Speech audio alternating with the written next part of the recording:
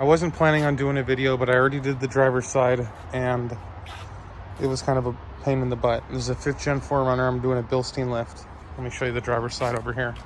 Basically some Dirt King upper control arms, bilstein lift. This was kind of a pain in the butt to put together because I got mine non-assembled. I had to use my original top hat. And here we go. Wheel off, jack stand on. Brakes first on the back of the caliper. You got two 17s. You're gonna pop those off. 1, 2. Then you're gonna have a 12 millimeter right here. You're gonna have a 10 millimeter right here. You'll hang your caliper out of the way. I'm doing the brakes at the same time, so I'm gonna press open all my stuff. Over here you have a castle nut. You're gonna go ahead and you're gonna take the pin out. You're gonna loosen your castle nut, not all the way. You're also gonna loosen all the tops. These are 14s. I believe this castle nut's a 19. These are 14s. You're gonna loosen them up, not all the way. Then down here at the bottom, you have a 19. You're gonna loosen that guy up all the way. Take that nut off. Then you're gonna go ahead and hit either side. Actually give this side a couple strokes and then 1 or 2 strokes on the back of this with the hammer. It'll pop free, loosen down to the bottom of your castle nut. You go ahead and bring your jack under here.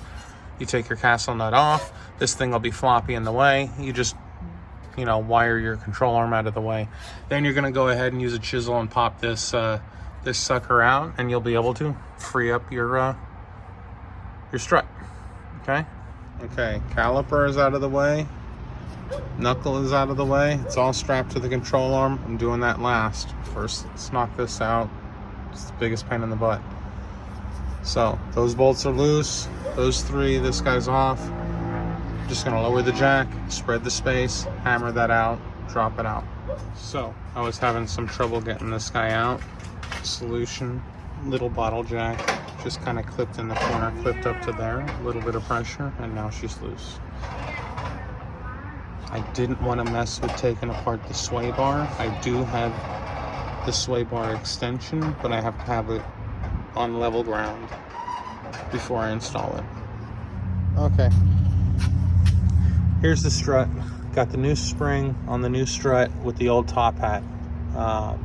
Had to put a clamp here and here, here and here to compress just these 4 coils in order to do it, because the clamp won't fit anywhere else. So here we go. I'm going to go ahead and put it in.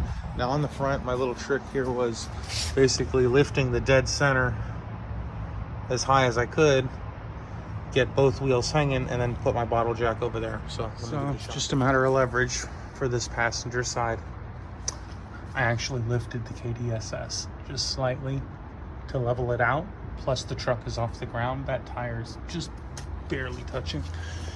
And my bottle jack here with a little piece of wood for the extender, got it through, got that in, bolted up at the top, and smashed the bottom one through. Let me show you where I'm at now. Everything here is locked down, so now I'm working on the upper control arm. I loosened the bolt on one side. I started sliding the bolt out this way. I leave the bolt hanging there, right? It started getting caught up on some stuff. I read that it was going to be a pain in the butt online. Once I came up to the top, there's one AC line, a very thin one, right there. I don't know if you can see it. It's got a little black piece on it. It's a very thin one, that one right there. It pops out of this rubber grommet. This AC line right here, you're just gonna lift that bolt, lift it up out of the way. And I don't know if you could see that there, but that's the bolt. So I just slid it and let it sit all the way there. Let me prep my upper control arm, and then I'm gonna go ahead and slide it in. And then simply once I get it in, I'll just slide and thread my bolt right through without the big pain in the butt that I tend to see. So hopefully that works. All right, everything's in. And with the A-arm, we pre-grease the bushing before I start sliding the pin through. And the washers kind of keep your hands clean. Slide it all the way through, lock it down. I believe that was 85 pounds up there, and this is 81 pounds down here. And that's it. We're all locked down, ready to go. I'm just gonna change out these brakes real quick. And once I drop it down, I'll go ahead and do the diff spacer, and then the spacers on the KDSS. Okay, where I'm at now, everything's locked in, tightened up. So I'm doing my brakes. I pop my rotor off using these bolts inside each side hole of the rotor, so it slides off of this hub. Now with the brakes, when I pulled my pads off, I still had plenty of pad left, maybe half a pad left. Here's where I'm at on the pad, right? But my rotors were shot and warped, so these are gone. I'm just gonna do new pads, new rotors. When I pulled the pad off, it ripped these boots off. Now the boots, I just ordered some generic ones, went to the auto parts store. They slid on. I was having a super hard problem with these rings, getting the ring on, so I checked out a couple YouTube videos, and basically what it is you got to grease up your ring. I'm gonna try and set the phone and show you real quick. So you're just gonna put the same grease you were putting on everything else. Now if you see the ring, it has this, right? You kind of wanted to get it together. You kind of want to split it apart a little bit, right? But make it sit together. Grease this whole deal, okay? Then you're going to slip it on here with the opening at the top. See that? You're just going to put your finger on it and push it down.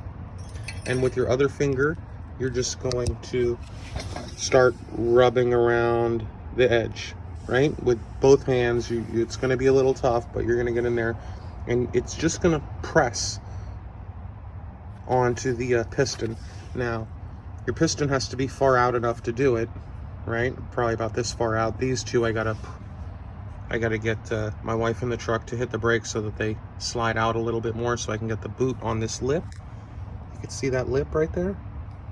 And the boot will go on this lip, and then the ring goes over that just like this.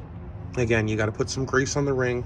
You put your thumb right there. You make sure that that connection is right up here at the top, and then you just kind of work it around, and they'll pop in place.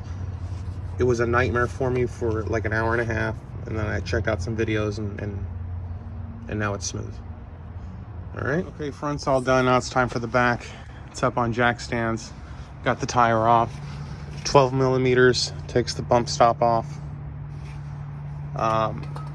This is a 17 up here. You have to put a vice grip pin at the top. I'm guessing having the weight on this helped me by not really having to use the vice grips other than just for one moment. And other than that, the 17 was able to take it off because of the pressure on here. So once it popped off, this drooped down, which is fine because I got to put a bottle jack here anyway to lift it to get my spacer in. I'm just putting an 1.5 inch spacer. I know it's 3 inches up front, 1.5 inches in the back. It's still going to be off, so you know, if it's that bad, I'll just go ahead and order some springs right away that gives me, you know, maybe 2 inches so I can level out. Okay, so here it is done.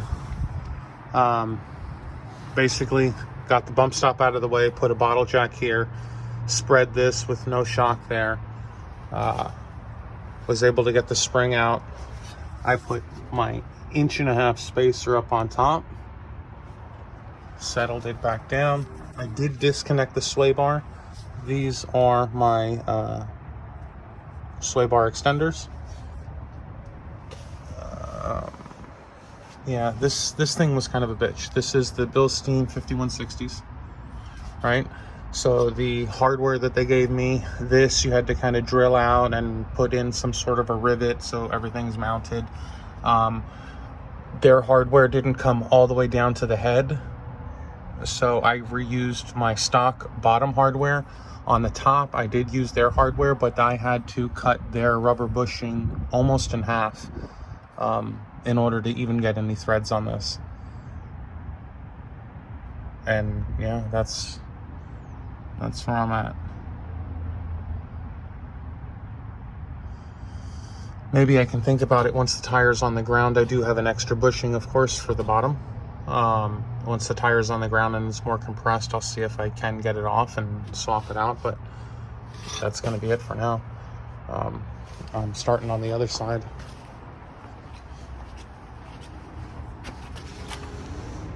Right now.